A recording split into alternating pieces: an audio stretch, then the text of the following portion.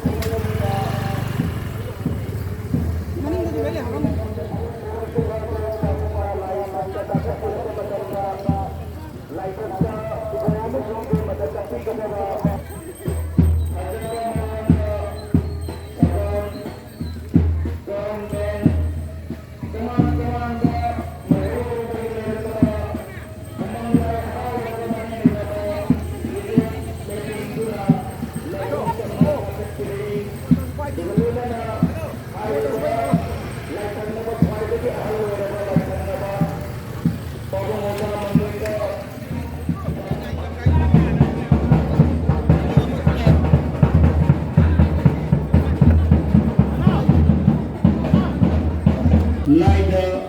takkan hidup amat kalau suka pun nak barang masih jauh biu aja bani. Hairang mana hairang teraka. Objek pabung lancak terlihat tidak. Yang laba mata masih dah masa masuk surun pabung hang laba pabung na no mata anak ek jauh kena mesin sana masa masuk besing surun pabung tapi tambidana. Sur kung nababakong na ngasi pabahing na laibili ba si ngasi Laithangnaba Khunjaoba madi maibe matanghalay manapoli balang jagada laibili ba alaman sing Hawala ko ba na haron sinamakoy punsiya si yaw na ba ay ko'y tongi jaw si Iswar ki mapamdamat ko'y manggola si bali jaw si Objek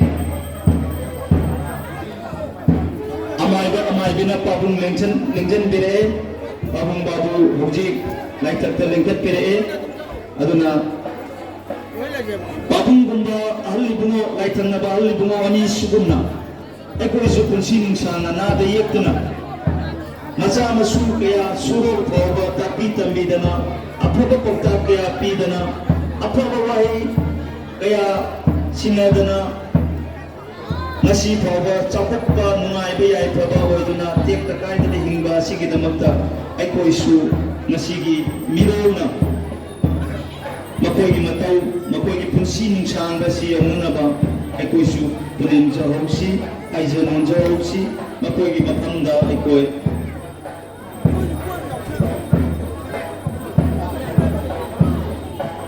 objek pabung babu Laithangnaba lengkat pire tot aten bot singabugi marapta aten tot Laithangnaba kaya ba aten tot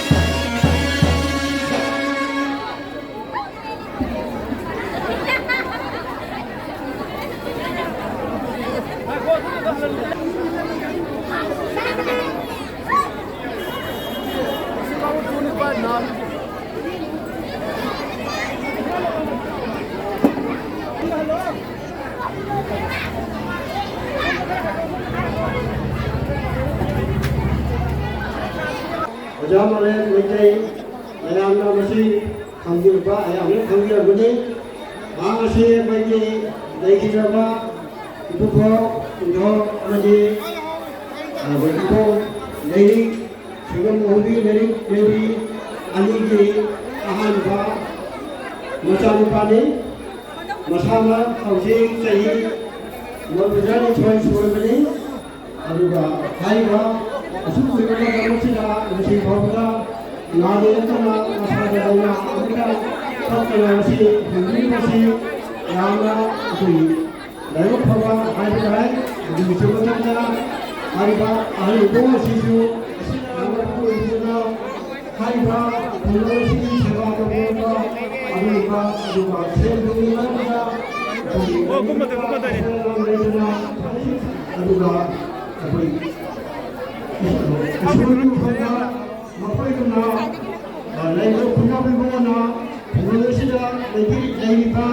Masa masuk bulan masih mapai guna,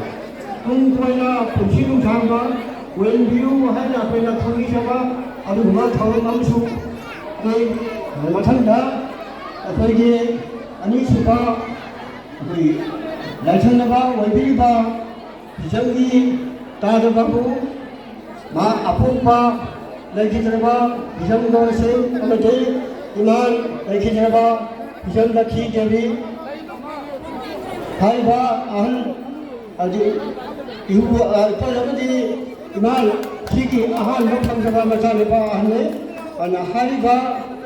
yang sigi yang Tanzania apa, baik kali kumpulan lain, lain masih dilanda, atau kali kumpulan singkatnya apa, lain so kunci dari pada yang icon apa, Tanzania apa, masih bawa Akwai kunci pada miang dalam candaba, aduga atau pada mata masuk canda, kalau ba ati bawai amata hari dia pada masih tahu pandaba, yang na cumna kunci yang diba, aduga ahli boleh, ada sikumba, akwai mayang lagi, terus nyoba bulan ba biar sesi, akwai masih, akwai kurang sebeli, aduga makai nasu, akwai suruh pandang, makai guna, yang na kunci canda. Aduga makai guna wakil apakah wakil laksir siapa aduga bisa isu punya laksir wen biu hanya tahun ini lo yang numai cari ahli bungo ojaton sana aham singa Haraoba mugi tamjan ngai wai bawa pangkara tambi kare maka tarak pasidi ekoi Athens post singa tu kabirei pas singa Laithangnaba lebe mai bel singa sida Sinjalang ke nabi yang topi nabi tanjadu lokjara, ada hojik sidi band party madi dua nabi dia nuraka, lain tu Khunjaoba Haraoba mai gay lagi naluk nani singjari.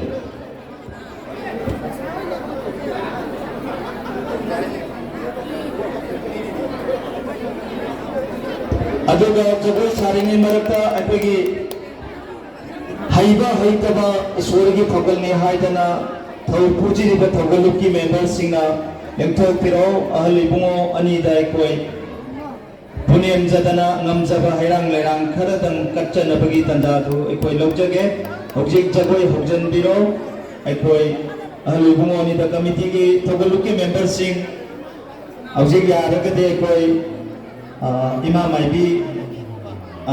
Athens imam aibi singi maratagi Athens port ekoi gilai da kar Athens port ani dan sembiro ahal jik da koi Haraoba koi khoram jaraga punem jage dugi tanja do koi lok jage ekoi Laithangnaba kai le chelsea sing ngasi si program mayam ama lai puja goi yaitom jagoi haiba program sun lai aduna jage se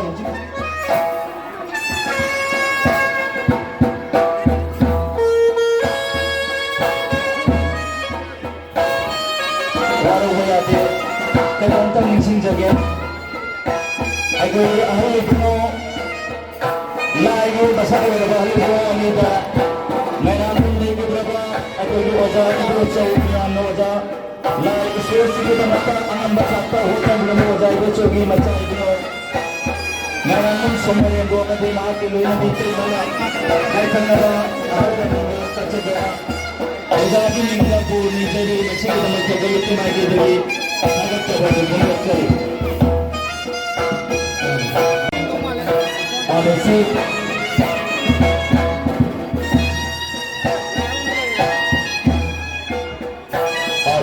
Ada sih.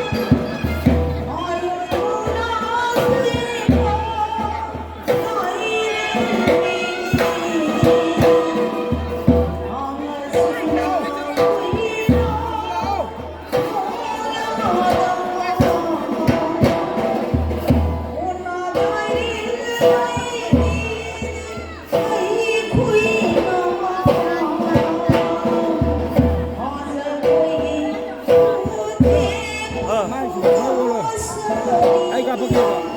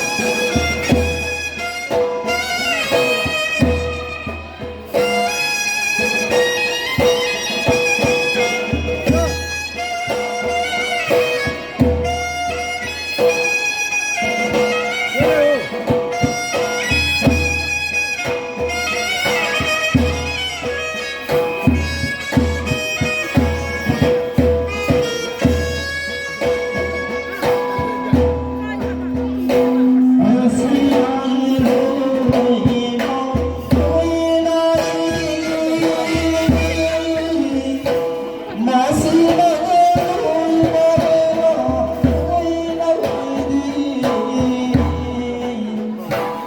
để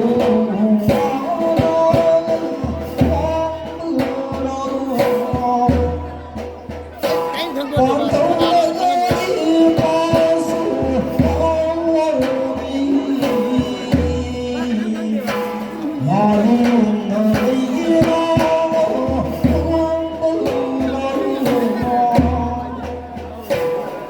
lỡ